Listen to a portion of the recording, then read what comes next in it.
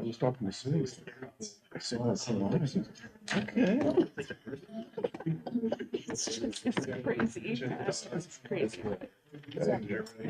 It's okay. It's all right. This is the next thing, right?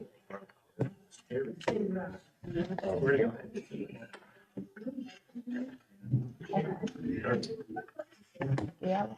Ready? It's not actually 7 yet. Oh, Oh, it is. Never mind. okay. Call to order the committee of the whole meeting of May 1st, 2023. The time is 7 p.m. Jenny, would you please call the roll? Councilmember Orr? Here. Councilmember Revolt? Here. President Stroya? Here. Councilmember Wyrick? Here. Councilmember Matheny? Here. 5 present. Councilmember Warren and McLeistar are absent. Motion to excuse the absent members. Second. All in favor? Aye. Opposed? Motion carries. Okay, before we start tonight, Jenny's going to read a couple, 3 proclamations that the mayor had. And he wanted those to be read this week because they're occurring this week. So go on. I'm just going to read the bottom part for a description. Mayor of the City of North Canton does declare April 27th Puffed Pastry Day in the City of North Canton. Mayor of the City of North Canton does proclaim Sunday, April 30th, 2023 as a day of celebration for the Little Art Gallery's 80th annual May show. He encourages people of all ages to visit the Little Art Gallery, view the creative and inspired works of art entered in this 80th annual show, and enjoy the wonderful pieces of artwork. Proclaimed this 30th day of April 2022 by order of the Mayor of the City of North Canton. And the Mayor of the City of North Canton does proclaim Thursday, May 4th, 2023 as National Day of Prayer. He encourages people of all faiths to honor the history of public prayer in the United States. In observance of this day, that is an opportunity for our country to come together, to show our reverence for the wonders around us, and to remember our duty to respect and defend the rights of others to their religious beliefs, even when they may differ from our own. Proclaimed this 4th day of May, 2023 by order of the Mayor of the City of North Canton. Thank you. All right, thank you. Let's start off with ordinance and rules. Daryl's going to speak. John, Yeah, I have 2 people and I can't really talk. just say Robert Shaw. My vice chair. Let me talk trash. Since Jamie's not here. Yes, it's Jamie's not here. All right. For the students who are here tonight, one of the things that governments should do from time to time is review their existing ordinances and determine whether the language is current, the regulations make sense, etc.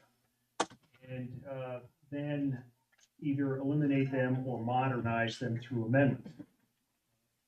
That has occurred regarding our chapter 719 rubbish haulers. And tonight before council, we have the redrafted chapter 719. It's a replacement language. I think it's significant for a couple of reasons. The first is, you may recall, we had a discussion about the existing 719 that requires the storage of garbage cans in garages. And I think we all concluded that the Kimball containers are not suitable for indoor storage, particularly in homes with single-car garages, smaller R50 garages. So I would draw your attention to the language that we have where we have redefined storage area. And if you look to the definitions in 71902, the garage has been eliminated and more suitable language has been added. Before I continue, I think the record should reflect that Councilperson Warren has joined us, joined the discussion. We also have some changes in 71904. We have added some language regarding Instead of licensure, it's regulation. And we've made some additions and clarifications to the liability clause and the RETA, that's the regional income tax clause.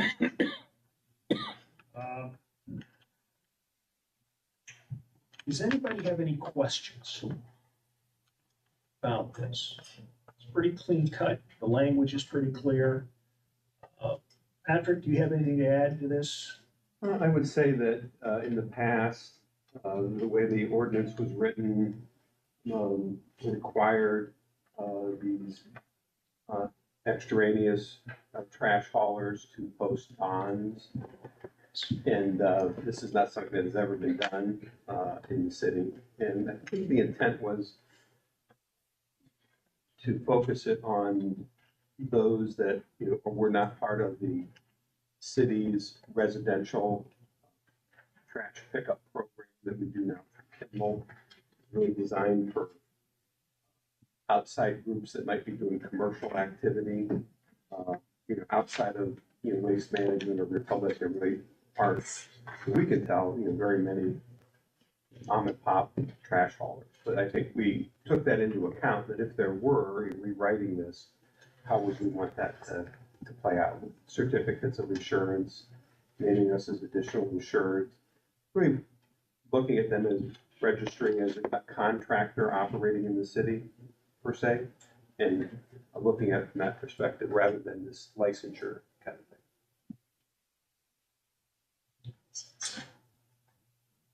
Any other questions regarding that? One of the issues that does come up, and I want to call everyone's attention to section 71908, collection and disposal of solid waste. If you'll look at section D of that, many times people think that we've got some sort of 24-hour notice on yard waste. You can actually move that out according to the ordinance earlier than your can. So if you're working on the weekend and you've got a Thursday pickup, you can still lug the bags to the curb at that time and you'll be in compliance with the ordinance. So, John, did I do okay? You did. Okay. I'm good. Yep. Lady and gentlemen? Good. All right, very good. If there are no additional questions, then I'll make a motion that this be moved to this item 3A be moved to the council agenda. That is my motion. I'll second. All in favor? Aye. Opposed? Motion carries. Okay, moving on to Parks and Recreation. Christina?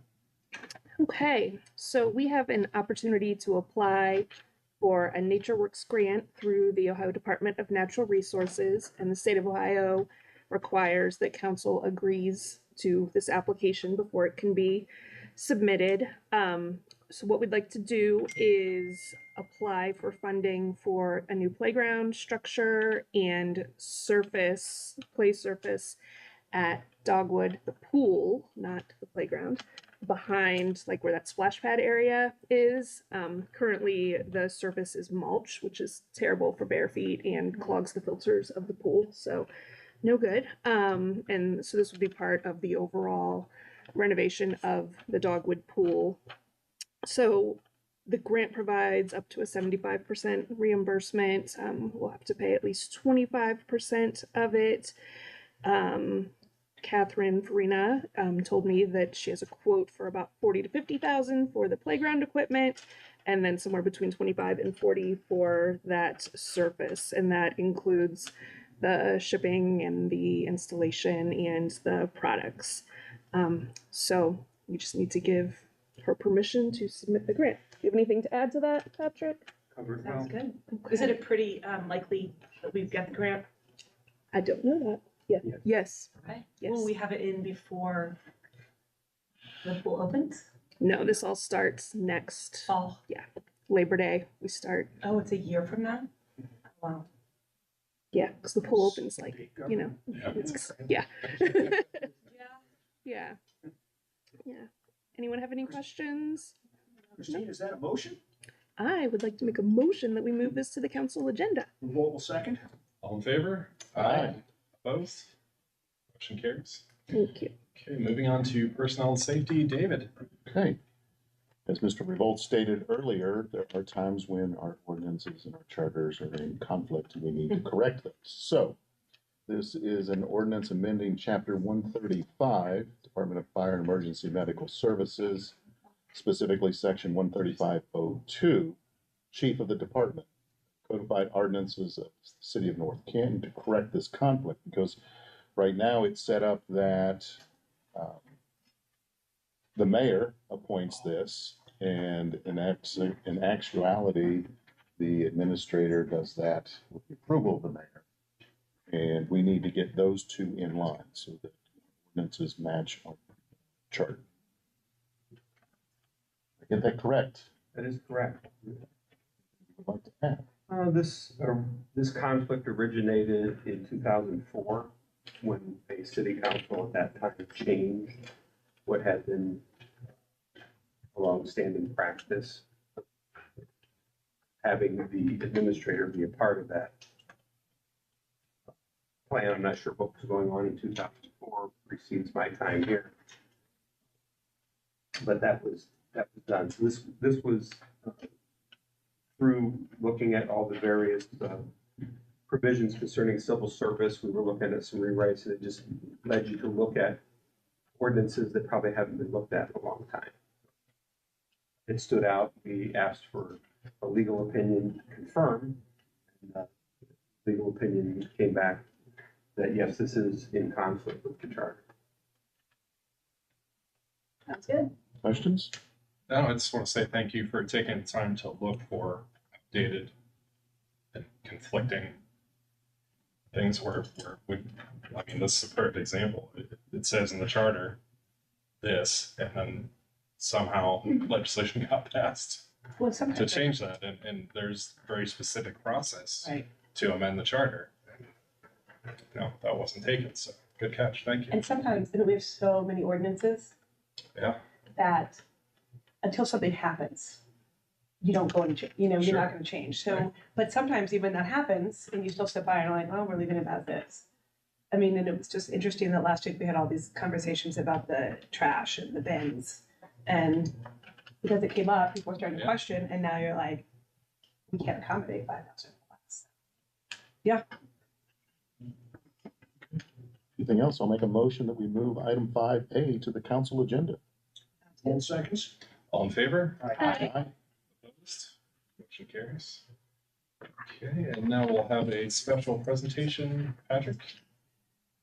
Yes, thank you. I will try to do this, if it's a short one, in the comfort of my seat. I will stand. Since the agenda was light tonight, I wanted to take the opportunity to review with you our relationship with Safeville. Not because anything particularly coming up or anything like that, I just thought it would be a good time, while the agenda was light, to talk a little bit about that. So you have a slideshow, or PowerPoint, I guess, really dating myself, young people that are here in the audience. This is a PowerPoint. First slide. So we view this as a partnership with Safeville. And we believe that partnership is working really well, and that it is paying off great dividends to the city in repair of our relationship with building trades, among others, contractors specifically.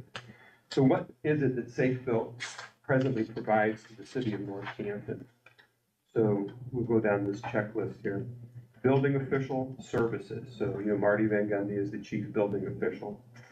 Building inspection services, plumbing inspection, mechanical inspection, electrical, plan review services, right-of-way inspections.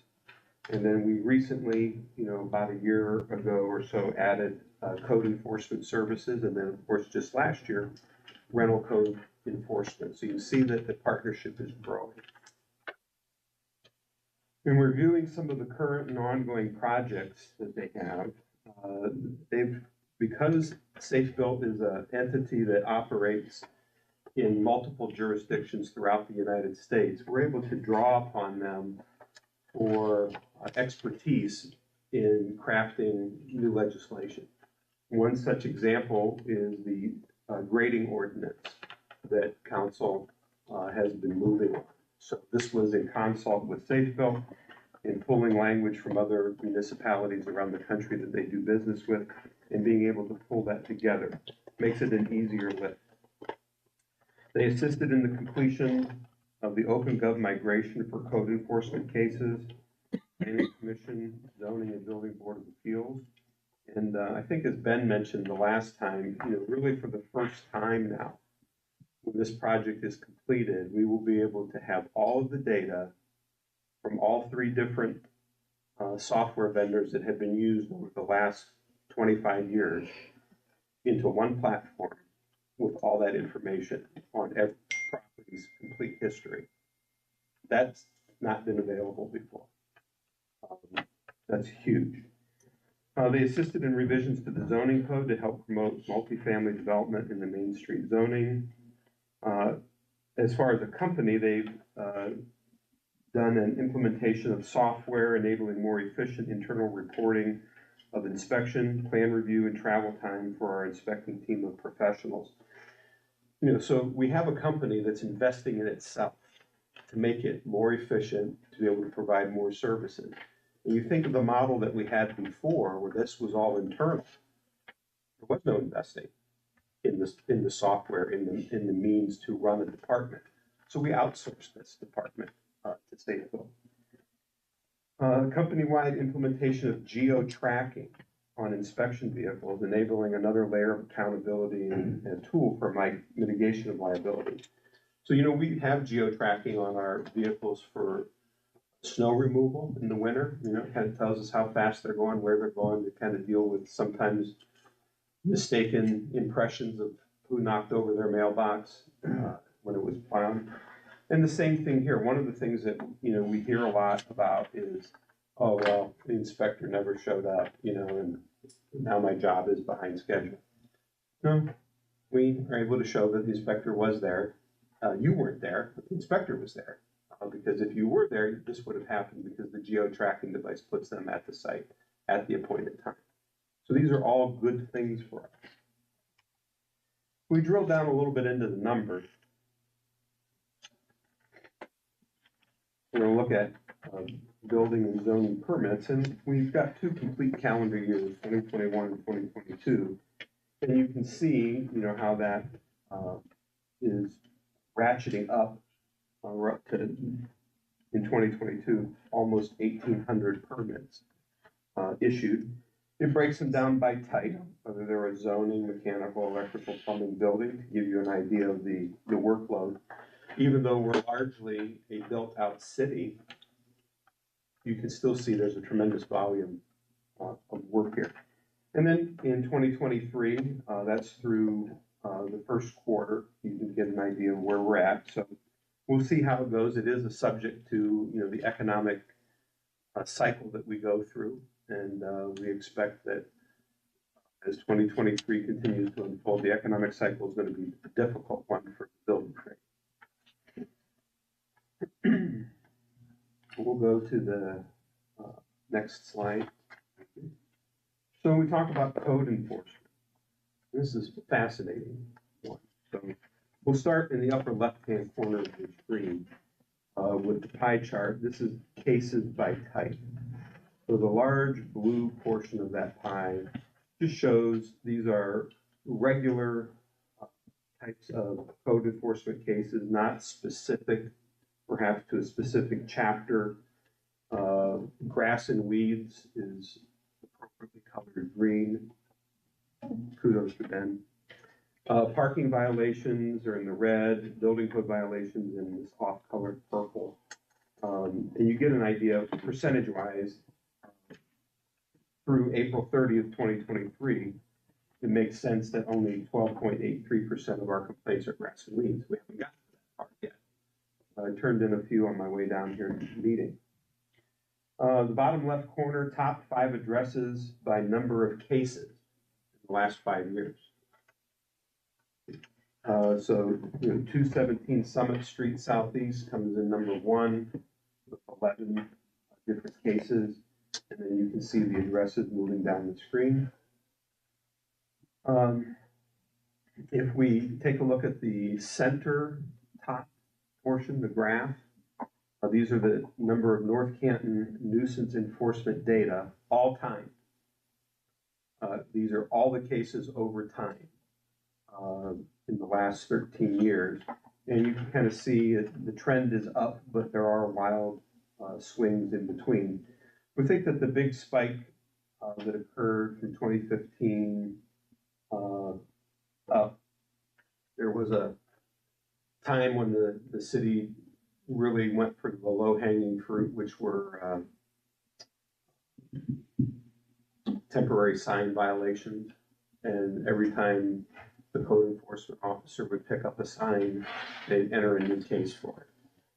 And, that made the numbers look really good, but it really wasn't getting to the heart of the matter.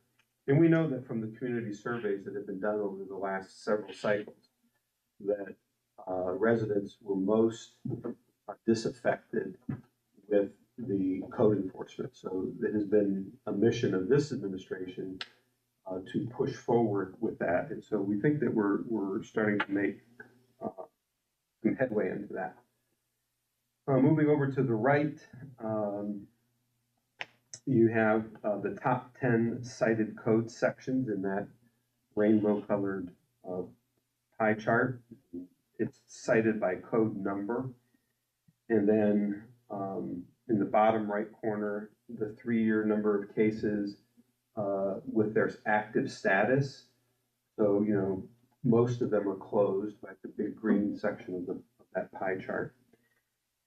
And then if you go finally to the middle bottom, the top 10 violations by type, you can get a little bit more understanding of what they were: grass and weeds, then again followed by that temporary signs. And as we move forward through 22 into 23 into 24, you'll probably see less of some of those categories and more of some new ones that we're citing under, particularly the as we talked last week about trailers, in unauthorized spaces, being able to do something about that. That seems to be right now a really ripe area for inspection. So.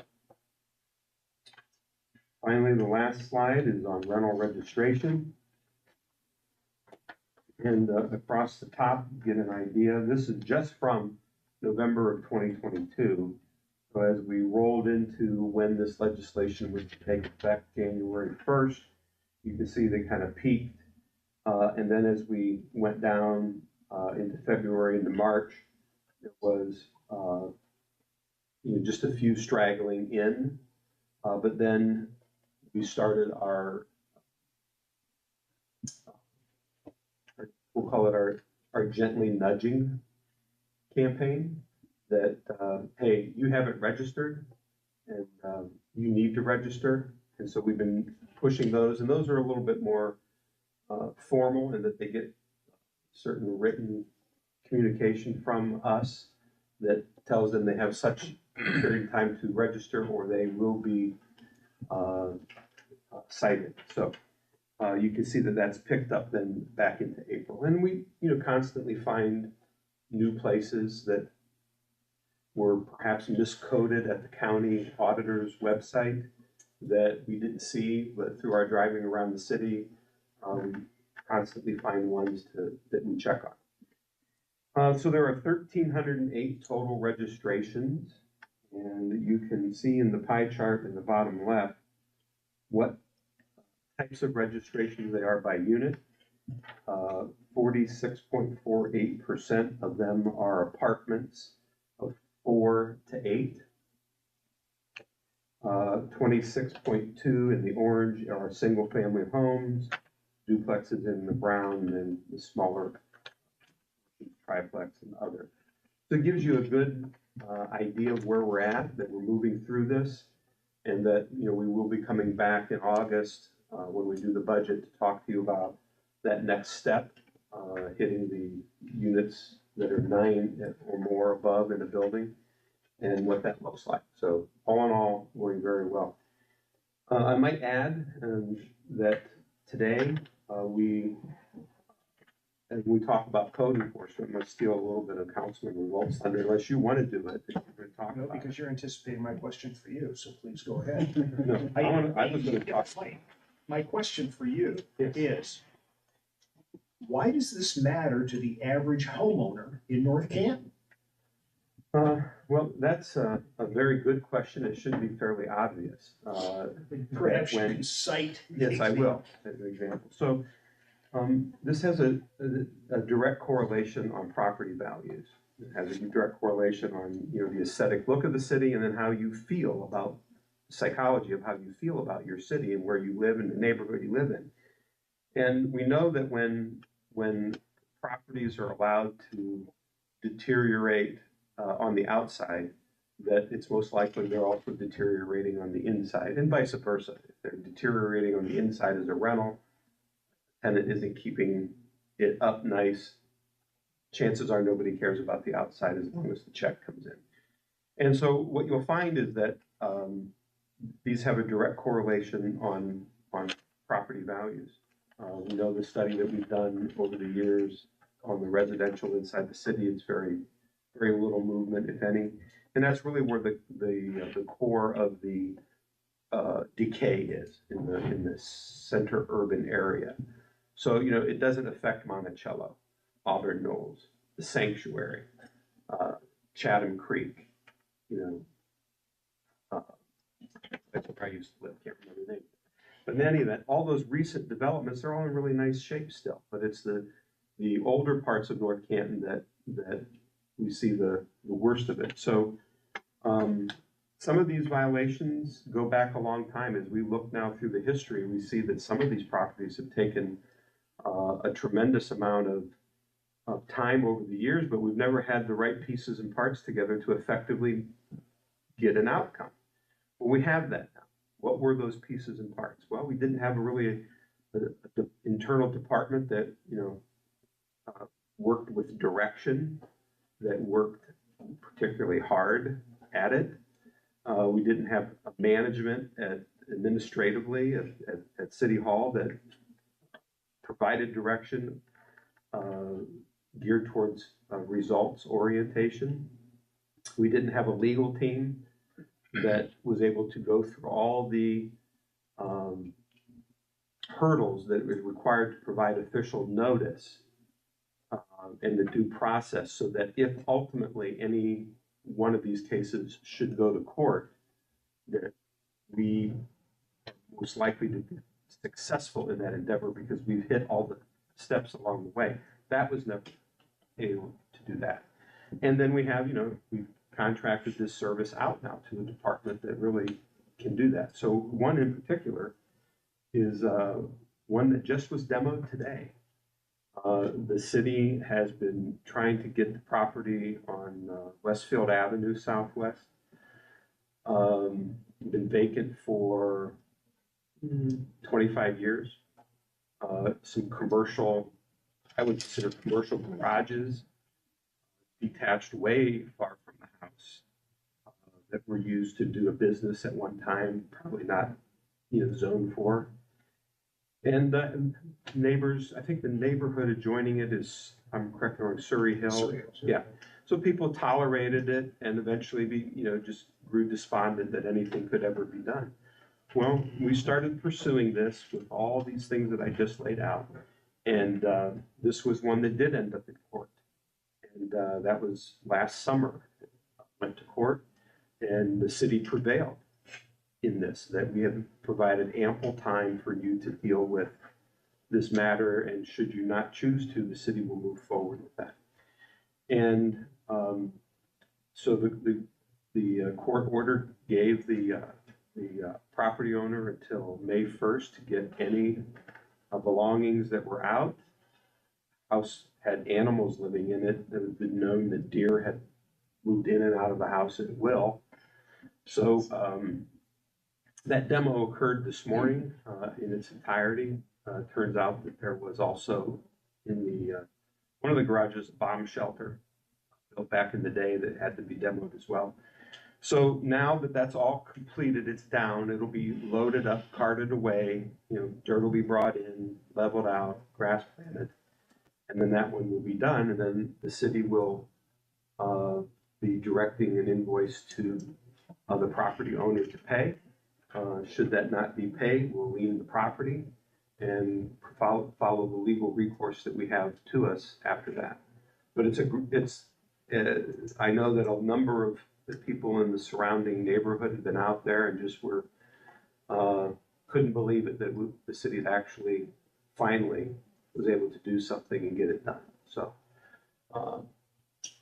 that's a great a place to be, and it's the first time that we've done one recently, or that I can remember, where we didn't own the property but forced it. You remember the Carol Bear property that was on 523 East Maple?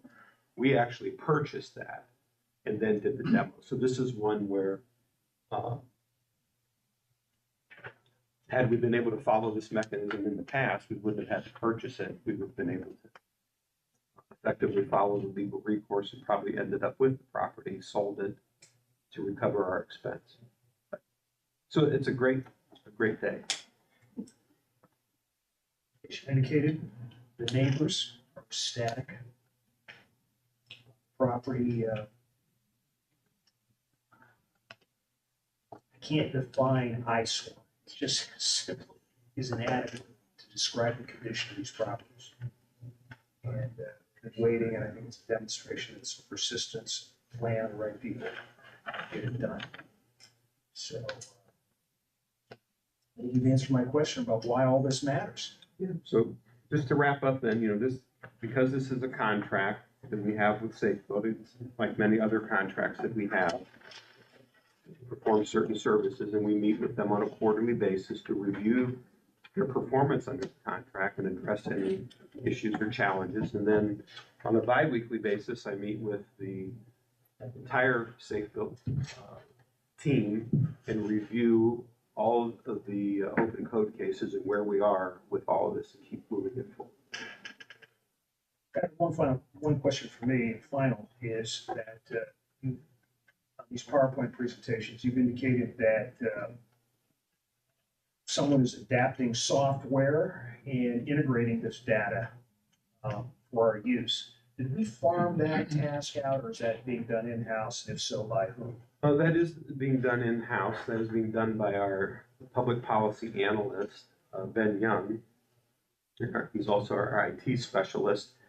And he has a particular knack for this type of work, and it's really going across all departments. This one is the biggest lift by far, but he has a few others in the hopper with the fire department, EMS, to bring some of their software more current.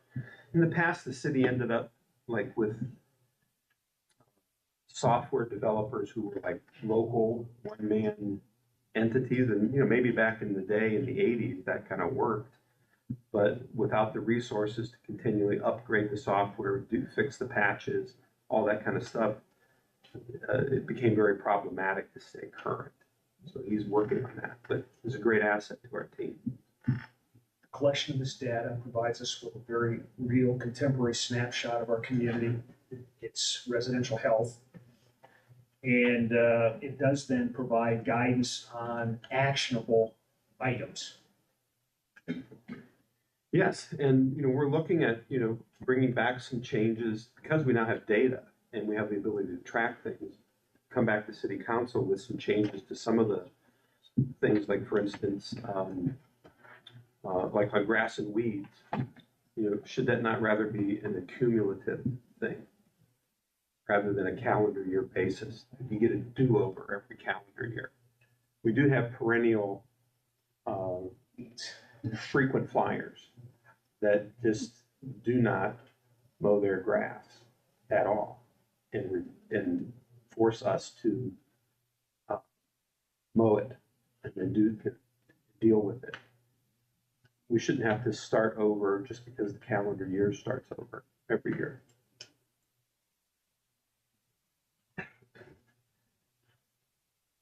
Thank you. Thank you for what you've done there, because that was, eyesore as being a good word there. I saw kids jumping off those buildings. We're just lucky no one's really got hurt seriously over there. Thank you so much. Like you have a person first. Yeah.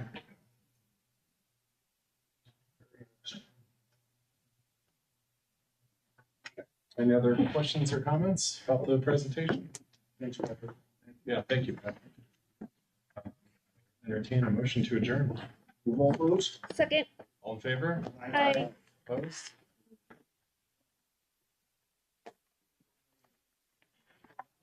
I don't know why the air conditioning's on in here. I know, it's crazy. No.